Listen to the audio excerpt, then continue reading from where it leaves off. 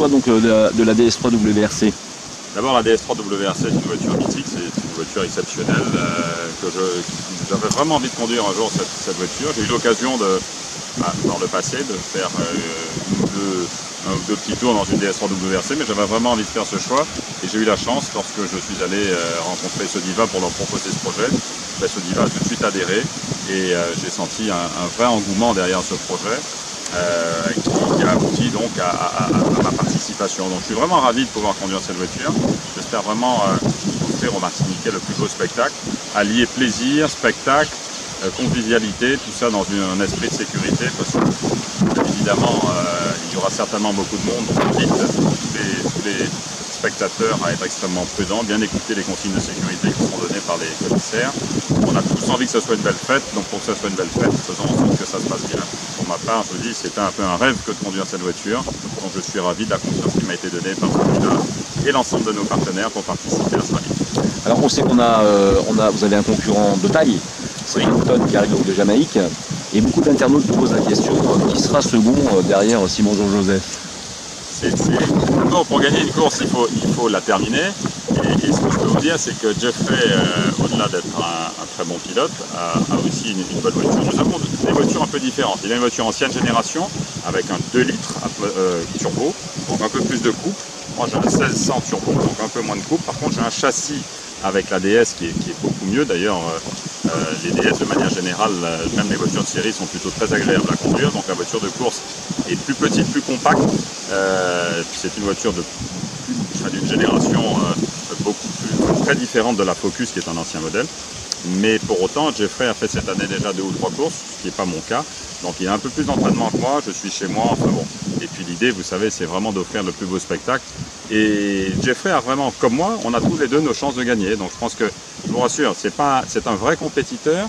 Il n'est pas venu faire figuration. Et je peux vous garantir qu'il se livrera, comme moi, à une belle bataille en toute sportivité.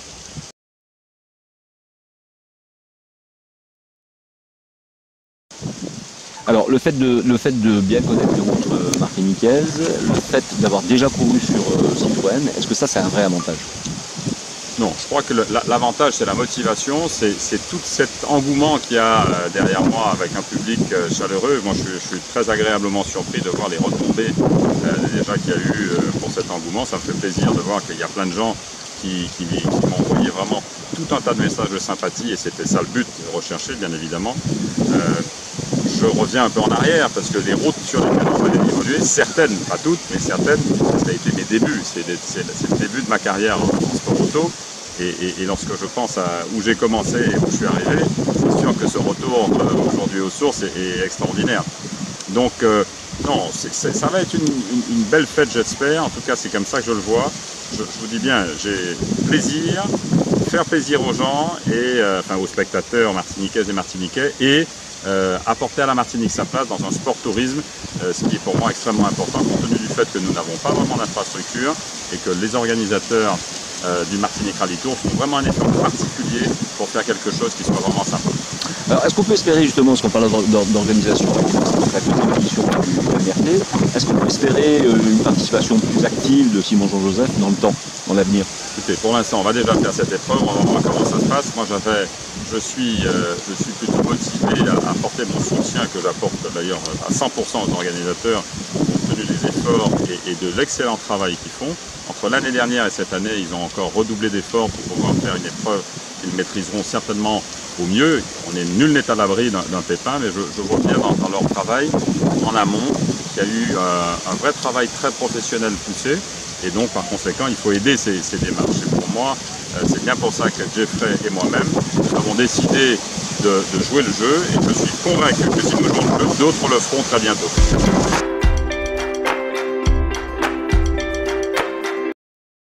Il faut prendre les choses les unes après les autres. Si je prends mon cas, je suis parti vraiment de strictement rien au départ.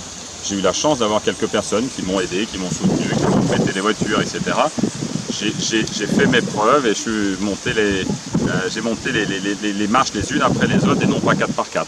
Donc voilà, ce que je peux vous dire simplement, c'est qu'aujourd'hui, plus que jamais, je reste convaincu qu'on a un certain nombre de pilotes en herbe ici qui ne se connaissent pas encore, mais qui devraient pouvoir se découvrir s'ils acceptent de jouer le jeu et d'essayer de faire les choses simplement. Mais je pense qu'il y a certainement un potentiel ici et c'est à eux de se découvrir. Pour ça, je vous dis, il ne faut pas brûler des étapes, c'est tout. Très bien. Quelles sont les qualités d'un bon pilote? Je ne sais pas si je saurais toutes les énumérer, mais en tout cas, en gros, savoir connaître ses capacités, savoir les développer, être rigoureux, exigeant, faire ses preuves pour pouvoir essayer de récolter le fruit de son travail et pour pouvoir également gagner la confiance de partenaires qui puissent vous aider, parce que le sport automobile est un sport onéreux, qui coûte cher, et par conséquent ça demande à la fois des qualités sportives mais aussi des qualités peut-être marketing ou management, je ne sais pas, mais en tout cas j'ai beaucoup d'exemples autour de moi, peut-être pas en Martinique mais en Europe, de personnes qui sont parties strictement rien et qui ont eu une ascension fulgurante en quelques années, tout simplement parce qu'ils travaillaient de manière très acharnée sur ce qu'ils voulaient faire. Donc, il faut une condition physique irréprochable pour être pilote automobile.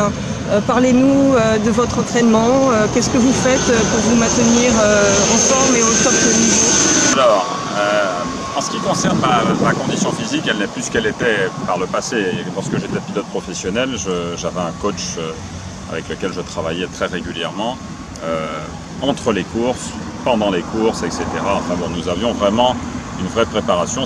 Mon seul but était d'être en forme et j'avais un seul objectif, c'était de conduire et être le plus en forme possible. Donc aujourd'hui, j'ai beaucoup d'activités différentes. Pour autant, j'essaye de garder la forme. Ici, je travaille notamment avec des copains qui ont Mada CrossFit. C'est une petite boîte qui fait du CrossFit et j'essaye très gentiment d'en faire. À côté de ça, je fais un peu de natation, je fais un peu de vélo, un peu de gainage, du yoga aussi. Non pas du yoga zen, mais du yoga un peu plus profond pour essayer de travailler les muscles profonds. Voilà, j'ai une alimentation saine et je fais attention naturellement depuis très longtemps à mon hygiène de vie. Ça a été dû à la carrière que j'ai connue et j'ai continué, j'ai poursuivi après parce que c'est comme ça que je me sens le plus à l'aise et c'est comme ça que je me sens mieux. Maintenant, effectivement, il faut quelques qualités parce que la course c'est quelque chose qui pompe énormément d'énergie. La vitesse à laquelle les choses arrivent, il faut réussir à dérouler le film le plus lentement possible, sachant que tout arrive très vite. Donc ça vous pompe énormément d'énergie, beaucoup de concentration. Le corps aussi subit quelques traumatismes, entre guillemets, quelques chocs, sur les bosses, les changements de direction, les gros appuis, etc. Mais bon, de manière générale, pour une course comme celle-ci, je pense que ça devrait aller. Je n'ai pas besoin d'une préparation physique d'un an pour pouvoir le faire, en tout cas je l'espère. En termes de staff cette fois, votre staff arrive ce soir. En termes techniques, en termes pneus, en termes préparation, comment ça se passe? Comment vous avez organisé les choses? Les choses se sont un peu organisées de la façon suivante, c'est qu'on a choisi de venir carrément avec un conteneur, les conteneurs dont ils se servent en championnat du monde pour aller en outre-mer. Et dans ce conteneur, vous avez une voiture de course en pièces détachées qui nous servira de pièces, donc on a tout sauf une coque, et puis on a derrière les pneus, les jantes, les outils et tout ce qui va avec pour pouvoir faire en sorte, pour pouvoir maintenir la voiture pendant le rallye. Logiquement, on ne devrait pas avoir besoin de quoi que ce soit, mais compte tenu de la configuration du rallye tel que ça s'est passé, on avait décidé, et du fait que tout était disponible, d'envoyer tout ça. Ce qui permettait également à la presse, au public et à tout le monde de voir comment, sur un rallye de championnat du monde, les choses pourraient se passer. Donc je voudrais être très raisonnable, nous n'avons pas fait ça exprès, c'est un concours de circonstances, et ce qui permettra en même temps de montrer un peu ce qui se passe. Mais on n'a pas besoin de tout ça pour faire un rallye, je vous rassure, puisqu'à la base, on devait simplement envoyer la voiture et quelques pièces, plus les pneus pour pouvoir le faire. Il se trouve que ça a été finalement plus facile et que pour des raisons de disponibilité, ça ne coûtait pas plus cher, donc on l'a fait comme ça. Donc l'équipe sera composée d'un ingénieur et de 2 mécaniciens, mon coéquipier et moi-même, et puis 2 personnes à la concession Sodiva qui viendront nous aider pour boucler tout ça, voilà, tout ça autour d'un parc d'assistance qui va se passer à Trinité, un endroit magnifique devant le bord de mer, avec tout ce qu'il faut comme commodité pour recevoir tout le monde. Alors, je voulais vous poser une autre question qui est importante pour moi. Finalement, quel est le rôle du coéquipier?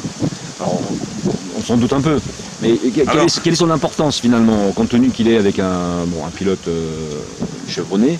Qu'est-ce qu'il apporte finalement je veux dire, en petit complément, en petit supplément, petit bonus qui vous permet, vous, de faire la différence? J'ose pas, j'espère que vous couperez le début de votre question, Non, parce que si un coéquipier vous entendait parler comme ça, il vous tirerait les oreilles. On la reprend, alors. Il faut, non, mais je rigole, il faut le laisser comme ça. Je laisse comme ça, oui, d'accord. Oui. Le coéquipier a un rôle déterminant sur l'ensemble du rallye. Il faut savoir une chose, c'est que le coéquipier, à partir de ce soir, c'est lui qui va tout prendre en charge, c'est lui qui vérifiera l'itinéraire, c'est lui qui prépare tout, c'est avec lui que je vais faire les notes, c'est avec lui que je me remets complètement avec mon coéquipier à partir de ce soir jusqu'à dimanche. Donc effectivement, c'est moi qui conduis, c'est moi qui lui dictera les notes, mais c'est lui qui va me les lire, c'est avec lui que je vais les corriger, et ensuite c'est lui qui va me diriger le timing, l'organisation, l'assistant, enfin c'est lui qui est, je dirais que c'est le Premier ministre. Vous voyez, moi je suis le président et lui le Premier ministre. Pour plaisanter, on pourrait résumer ça ainsi, et c'est lui qui bosse, c'est vraiment lui qui bosse. Moi je prends le plaisir de conduire, et lui il s'occupe de tout. Et donc j'ai énormément de respect pour les coéquipiers. D'ailleurs, Jacques, j'ai commencé à courir avec lui en 2000, jusqu'à ce qu'on se soit arrêté en 2008 professionnellement. Nous avons gagné encore le championnat en 2011, le championnat de Pension-Claire, on a fait quelques autres rallyes, et 17 ans plus tard, on est toujours ensemble, et nous travaillons toujours ensemble d'ailleurs en championnat du monde avec l'équipe Sébastien Ogier et Julien Ingracia sur les épreuves asphalte. Donc, vous voyez, c'est une vraie complicité, c'est une vraie confiance. Nous avons fait 3 Dakar ensemble, je peux vous dire que ça a été quelque chose d'assez fort, parce que lorsque vous vous retrouvez sur des spéciales qui font 600 km, et pendant 1 heure, il vous dit rien, et puis il vous dit il faut obliquer légèrement cap temps et cap 6, je peux vous dire que vous posez des questions, surtout lorsque vous êtes au milieu de nulle part. Donc c'est là où je vous dis qu'il y a une vraie confiance entre nous, et qu'un coéquipier a un travail énorme dans une voiture. La différence, c'est qu'il est totalement dans l'ombre par rapport au pilote, et c'est bien pour ça que j'associe pleinement mon coéquipier, mais les coéquipiers de manière générale, dans leurs tâches et dans leurs projets. Donc là, vous allez partir demain, Simon, en reconnaissance. Oui. Alors moi, je suis très étonné parce que je pensais que vous partiez en reconnaissance avec votre voiture de course. Ah non, pas du tout. On part avec une voiture de série, on roule, on se sert on est au milieu de la circulation avec tout le monde, donc nous respectons toutes les règles de sécurité normales, de la sécurité routière. Enfin je ne sais même plus comment on dit ça, mais en tout cas, on est en plein dans le code de la route. Et donc nous allons faire des repérages à vitesse normale. Voilà. Et donc je vais travailler avec Jacques sur des spéciales. On va passer entre 3-4 fois partout pour bien repérer tout ça. Moi j'ai eu l'occasion déjà de passer 1 ou 2 fois pour voir un peu comment le terrain était et notamment voir un peu les zones difficiles avec l'organisateur pour qu'on soit sûr qu'on essaye de réduire le risque au maximum. Et donc voilà, donc après Jacques va travailler sur son timing, il va travailler sur tout. Je vous dis, c'est un énorme travail, mais je suis sûr qu'on aura l'occasion d'avoir quelques images sur le sujet.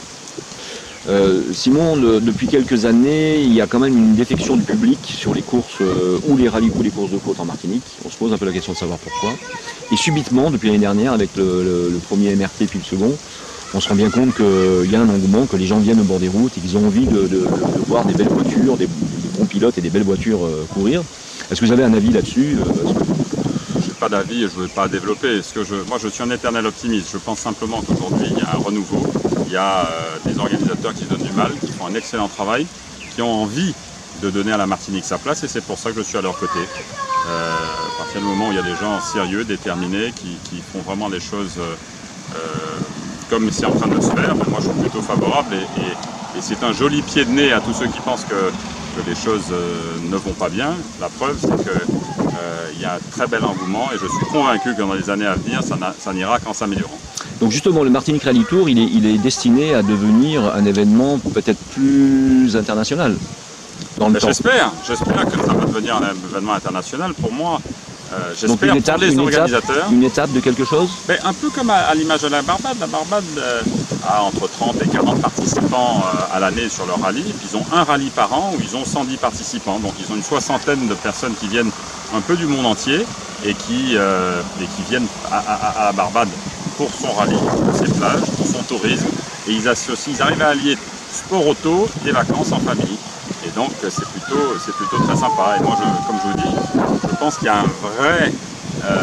une vraie opportunité pour la Martinique que d'avoir son événement une fois par an en sport mécanique. On a tout pour bien faire, tout pour réussir. Et donc, le Martinique Rally Tour, j'espère, sera le bel exemple pour l'avenir. Je reviens dans l'application de Simon Jean-Joseph au milieu de la course, au milieu de l'automobile.